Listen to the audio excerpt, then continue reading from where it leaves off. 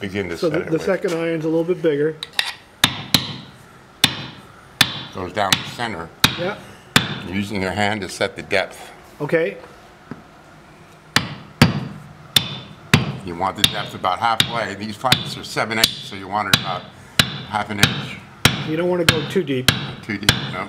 And that second time, you're not going all the way in. No. And the third time is kind of a rolling action where you use you go up, you go high, you go low. Yeah. And you're actually rolling it in. And you could use the same iron if you want to do that. Yeah. The same iron for this, Right. yeah.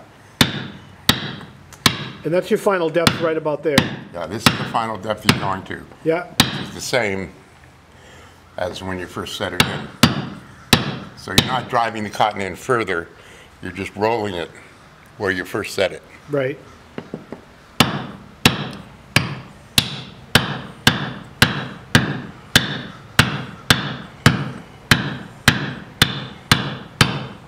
And you can go back and just get a feel Yeah. And that's about what it should sound like. about what it should sound like. Yeah. Nice. Now And that's it. Now you would then paint the You paint this with an oil-based paint right, and then put your seam compound in. and that's called paying the seams. Paint the seams. Right. And Yeah. then the last thing you do is your seam compound. Yeah, but And you don't recommend a sulfide. You no, but if you do use a sulfide, then you wouldn't paint your seams. well, you wouldn't. No. You put the sulfide right in It's there. got to stick to the wood. Right.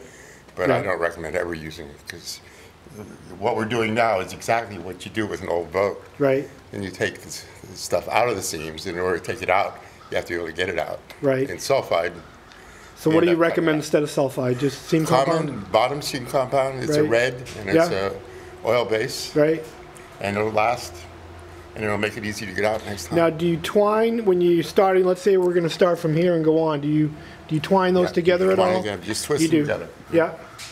So And you if- just and pull if out a you little had- bit. and And, if you had a butt block, yes. going Would down you would you here. caulk that too? you would cock the butt block first Yes.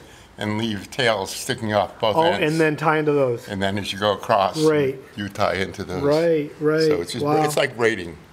So ideally, I should probably do the whole boat.